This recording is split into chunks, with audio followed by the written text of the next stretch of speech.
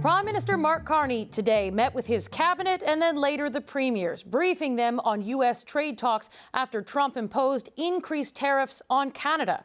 Two of Carney's top ministers, meanwhile, are still in Mexico for their own meetings, discussing ways to strengthen ties as both countries deal with the fallout of Trump's trade war. Joining me now is François Phillipe-Champagne. He is the Minister of Finance. Thank you so much for joining us today. I want to start, as a result of these meetings, will Canada now collaborate on ways to challenge President Donald Trump through this trade war? Well, first of all, thank you for having me. We're calling directly from Mexico City. I would say that this was an overdue visit. You know, we share a lot with our Mexican friends. We wanted to re-engage. This was really about deepening and strengthening the relationship. I think it sent a strong signal when you have the foreign minister, the finance minister, who team up to come and meet the president, and actually a lot of the ministers. So I think it's really about Canada and Mexico. Listen, I was looking at some data. For example, if you look at the GDP of Canada and Mexico, and you were to combine these numbers, you get close to $4 trillion US dollar. That would put us like the fifth largest economy, half of the US population. So there's a lot we can do together. And I think it was the right time for us to re-engage with our Mexican friend. And you know what? We share what is happening on trade, but also there's a lot of things that we are exploring together on energy security, on infrastructure, on critical minerals. So it's about trade, but it's also in line with what the Prime Minister has said about diversification of our markets. And I think our Mexican friends are welcoming this visit very much. Okay, you describe it as an overview visit at this point, but in the past, Mexico and Canada have had some very big challenges when it comes to the trading relationship. You'll remember this, I know for sure, during Donald Trump's first term, when those NAFTA renegotiations were taking place. Mexico actually signed the deal a month before Canada did. It put Canada in a really difficult position. And then since Donald Trump was reelected, we've seen some premiers and some prominent figures say, listen, Canada should just forget Mexico, go it alone, and focus on a bilateral agreement with the United States. Have those tensions at all played any factor in your conversations while you've been in Mexico? Well, like I said, it's the right time to re-engage. We know that the USMCA, CUSMA, as we call it, in Canada, has provided significant benefits for both the United States, Canada, and Mexico. You know, that has made us more competitive as a trading bloc. You have to see that if you take the trading bloc as Canada, US, and Mexico, that's the second largest trading bloc in the world. So that's very significant. It has allowed for integrated supply chain. It has allowed for investments on either side of the border. And when you look at this agreement, which binds us together, one thing I would say to you, Katie, being here in Mexico City, one thing I've realized is that from the Canadian perspective, we've been focusing a lot on trade with the United States, which is somehow natural because of proximity, the depth of the market, and the integrated supply chain. But if you look a bit more south, there is also a lot of opportunities and possibilities when it comes to the Mexican market, when it comes to demand, when it comes to energy security. We know that Mexico needs more energy. They said, well, Canada is this reliable, predictable partner that we wish to have. Same thing on critical minerals. They also have an auto industry. They said, well, Canada could be, for example, a partner of choice when it comes to critical minerals. They need to build a lot of infrastructure and ports. They said, well, you have too. So there's a lot of commonality. And I think it's just the fact that what I would say, Katie, we probably have paid less attention that we should when it comes to exploring the Mexican market. And that's what we're doing really here, is really expanding the relationship, deepening these relationships, looking at opportunities on both sides. And I think it's very welcome. The Mexican government has been very kind to really make sure that we meet all the key players here in Mexico. And I think that's going to be to the benefit of Canadian industries and Canadian workers. Canada and Mexico have taken very different approaches when it comes to dealing with Donald Trump in his second term here. Mexico did not retaliate when there was tariffs introduced on Mexico. Canada did retaliate, and we know that Mexico was given an extension to negotiate. Canada was not. I'm wondering, in hindsight, when you look at how Donald Trump has reacted to that, do you think, in hindsight, it was a mistake for Canada to put retaliatory tariffs on U.S. goods? Well, I would say it's always good to stand up for Canada. That was the right strategy then. It's the right strategy today. We stand up for workers, for industry, and I think it was noticed, like you said, the position of Canada. I'm not only in touch with our Mexican friends, but I'm in touch with our G7 partners. And, you know, when you're in Canada, we have a unique relationship with the United States of America. So you can't really compare what's going on, but we can learn from each other. First and foremost, because Canada buys more from the United States than China, Japan, the UK, and France combined. We're the second largest investor in the United States after Japan. We have these integrated supply chain when it comes to steel, aluminum, the auto sector, forestry. So we are in a unique position. And then when you are in that unique position, you need to take time to do the right deal for Canada.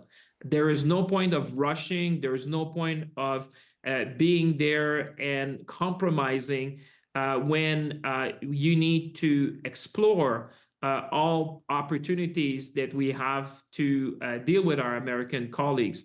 And that's why I say when I compare the position of Canada today with a lot of our partners around the world, I think the Prime Minister yesterday was clear when he said about 85% of goods are crossing the border to the United States under the CUSMA agreement that we have, tariff-free. So that's a position that I would say we have achieved by standing up, and I think Canadians are really with us on that, Katie. I would say when I see people in the street, they say, "Listen, you know, you need to stand up. You need to be strong. You need to be constructive. You need to be at the table. You need to negotiate, obviously." But don't rush. Make sure you get the best deal for Canada, our workers, and our industry. And I think our trading partners around the world recognize that when you look at the facts, you realize that the Canadian position, although we have sectors which are really affected, you know, you think about forestry, you think about our steel workers, the aluminum sector, the auto sector, there's a lot of concern, there's a lot of uncertainty. And what we're trying to do is to negotiate the best possible deal for Canada, but that may take some time. And I think people understand that, you know, what we want is the right deal for the country, because we have this unique position when it comes to our relationship with the United States of America. And that's a thing here. I think it's a nuanced question. I don't think that this is, I think that in this moment in Canada, we've seen among the population that there is support for Canada to stand up to the United States. But again, I just want to make sure I understand correctly. You're standing by Canada's decision to retaliate, even as Donald Trump has made an example of Canada by increasing tariffs first. There are some carve-outs there. Again, it's a nuanced thing. Even though Canada was punished first and faces an increase in tariffs before anyone else, you stand by that decision to impose retaliatory tariffs on the United States. But that's what we did. And as you know, you always have to look at your position. You need to focus on your interest and what's the long-term interest of Canada. And the Prime Minister was clear to say, you always need to reassess the strategy to make sure that it serves the best interest of Canada. Your question was at the time, is standing up for Canada the right strategy? Always. How you do that? Well, that evolves over time. You know, when we started, I think we said we would impose this retaliatory tariffs. I think that the negotiation has evolved. The Prime Minister was clear to say we always have to look at things that would be in the best interest to protect our centers, our sectors and our workers. But I think that the how is something that we are continuously looking at. We're learning also from our trading partners, you know, those who have somehow reach arrangements or deals with the United States of America.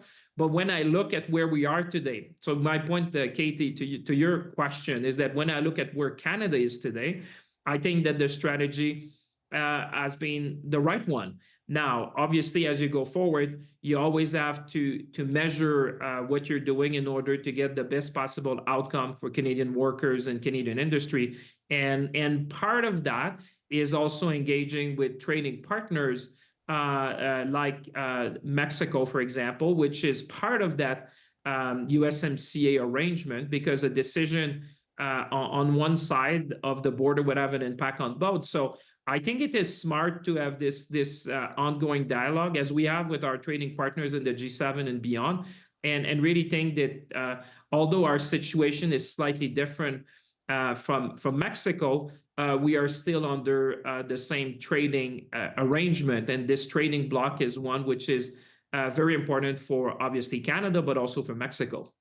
Last question I want to ask you really quickly, as we're running out of time here. Mark Carney, the Prime Minister, yesterday suggested that he's looking at ways to reduce tariffs on the United States, those retaliatory tariffs. Should Canadians expect that some of the tariffs targeting American goods are going to come off, and what can we expect around that? Well, I think the Prime Minister has been expressing is that the strategy that we have adopted over the long term, because, you know, this has started not only yesterday, but this has been ongoing. What the Prime Minister said is that you always have to look at your strategy and say, how is that helping Canadian workers, Canadian industry, and Canadian position, I would say, at the negotiating table. And I think that's right. I mean, Canadians are with us. They understand that this is complex negotiation. They see that Canada still has a preferential treatment when it comes to trade with the United States.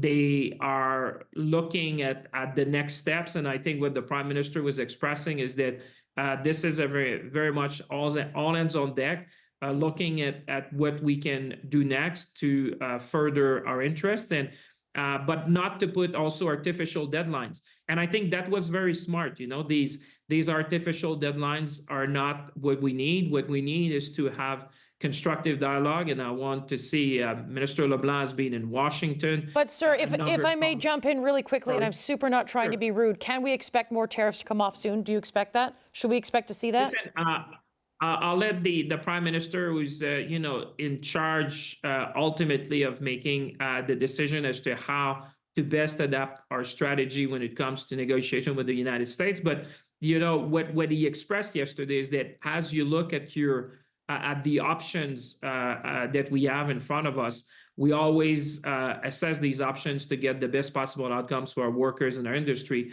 And obviously that's the job of those of us who are at the front line and with the Prime Minister to make these calls in a very fluid and complex dynamic of negotiation with the United States. One thing that Canadians have seen, because our American colleagues have we have seen what happened with other countries. It's been very public. I think people have a level of appreciation to see it's complex and that we're fighting for them every step of the way. And then in that sense, you have to assess your strategy as you go along. Minister Champagne, thank you for your time. Always a pleasure. Thank you very much. Conservative leader Pierre Poilievre is criticizing how the government has handled negotiations with the U.S. after Canada got hit with increased tariffs last week. Ever since Mark Carney became Prime Minister, there have been more tariffs and rising tariffs, contrary to Mr. Carney's own promises. But there are signs Canada's strategy may be shifting. Prime Minister Mark Carney has suggested he may remove some of Canada's tariffs on the U.S. Here's what the finance minister told me about that earlier in the show. Always have to look at your position. You need to focus on your interest and what's the long-term interest of Canada. And the Prime Minister was clear to say you always need to reassess the strategy to make sure that it serves the best interest of Canada.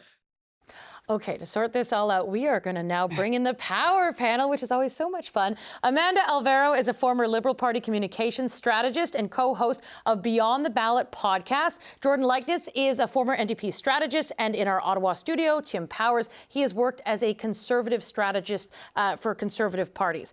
So I'm going to let's start with Amanda, because you're not in set and it's less fun for you because we're all having fun here in set. What do you make of Minister Champagne's Champagne's comments and sort of how in this moment it's possibly a moment for Canada to re-examine how it's going to move forward in response to the United States?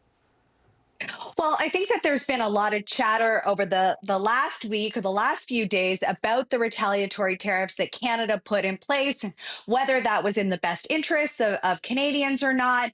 And I think actually the proof is in the pudding right now, because without those retaliatory tariffs, you wouldn't have anything to negotiate with. It was in the economic interests of the country. It was to send a signal that any unfair trade actions wouldn't go unanswered. And that was in the best interests of our industries and of our citizens, obviously. But there's a lot of back and forth about whether or not that was the right strategy. I also think that we have to remember that those tariffs, the retaliatory tariffs, came in play at a time when there was this like backdrop of Trump and his rhetoric around Canada being the 51st state. And so Canada had to come in a position of strength, couldn't be seen as being a weak player at the table. It was a critically important thing, not just to say to the US audience, but the global audience and our domestic audience, that we wouldn't be bullied into accepting unfair trade terms. And that's really been the through line from the Carney government. Negotiating the best interests of Canadians, not accepting an unfair deal.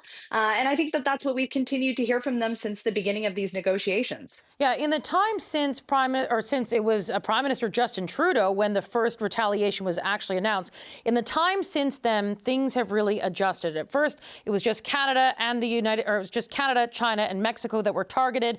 The tariff agenda has expanded to include most of America's trading partners. But Tim, I'm curious. Canada has made a number of concessions. It dropped the DST. Some tariffs have been removed, and we've seen Canada being willing to sort of play ball with Trump when it comes to things like improving border security, possibly investing in a golden dome, all those kinds of things.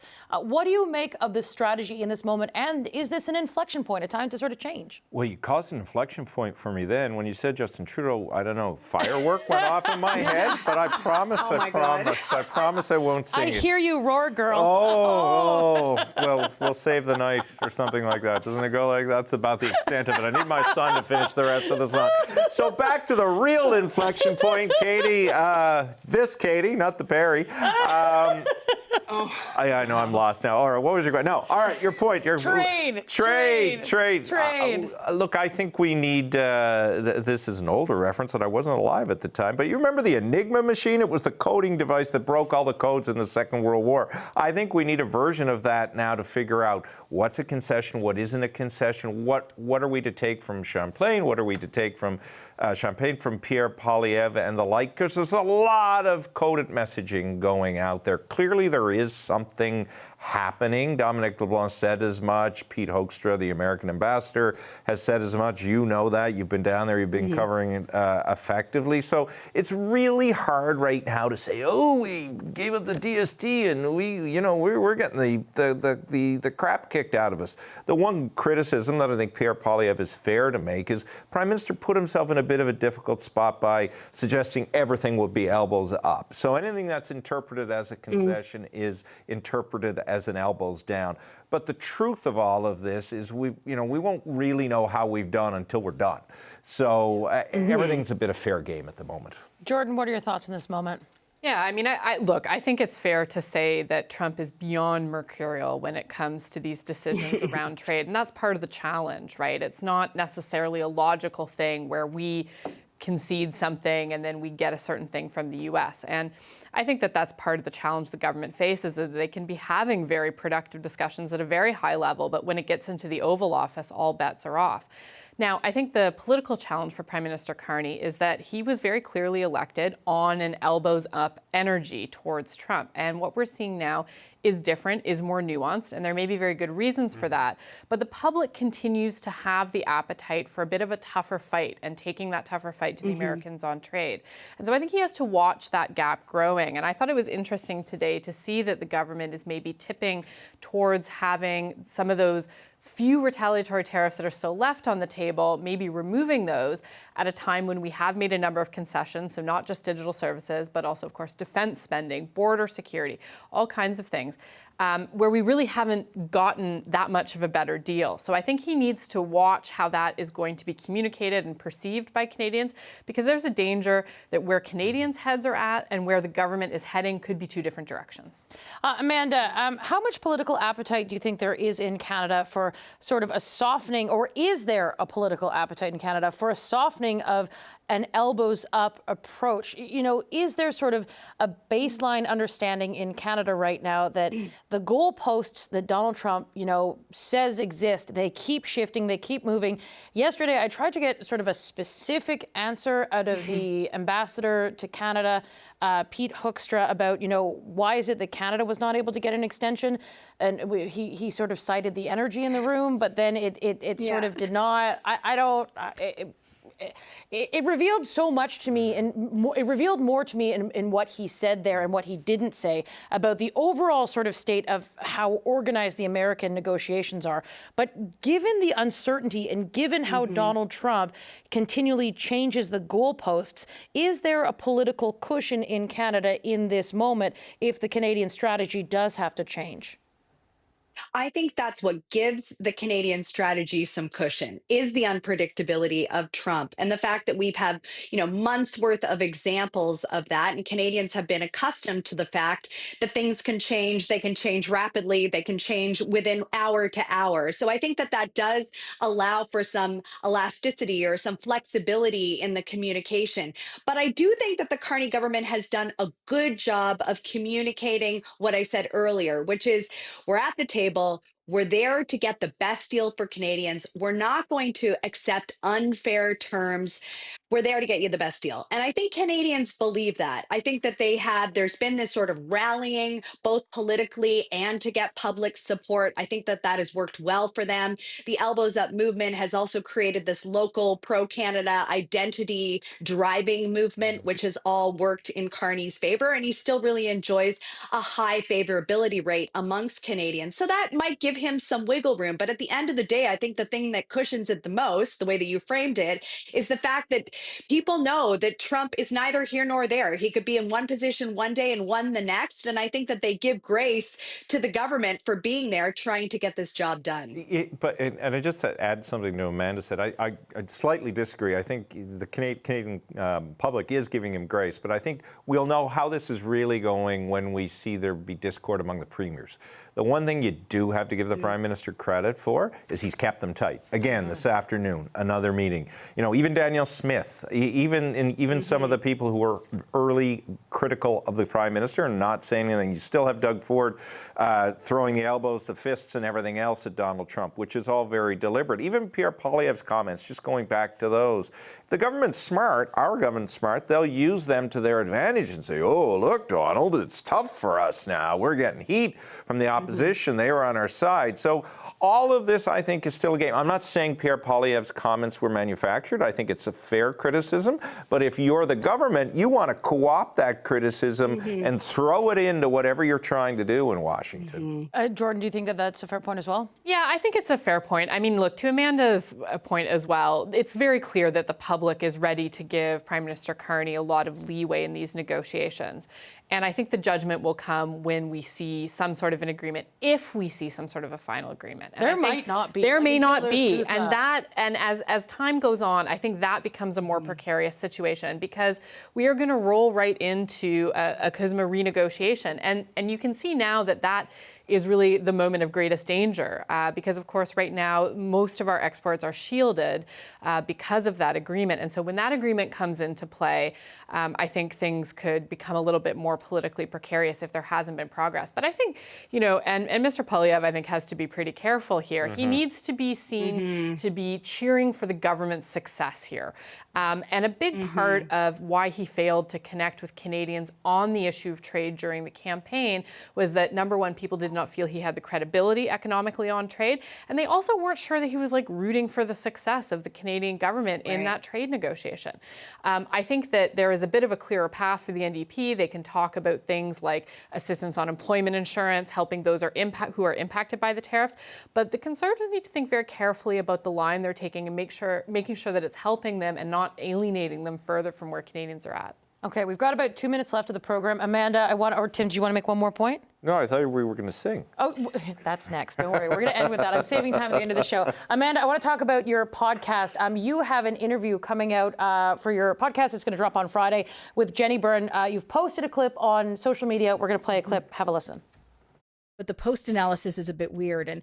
And I know that, like, my sister will send me stuff, and it's people who like will comment on everything from my hair to my weight to my sex life, right, to like, you know, and it's just it just seems very strange and bizarre to me.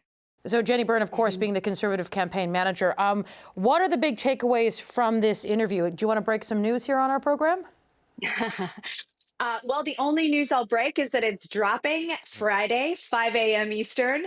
You know, we feel really lucky that we have a lot of powerful and influential women on our podcast. We had you on our podcast, Katie, and we really wanted Jenny on the podcast to bring it to the women, mostly women who listen, men and women, of course, both listen. It was a very revealing interview. She did not hold back.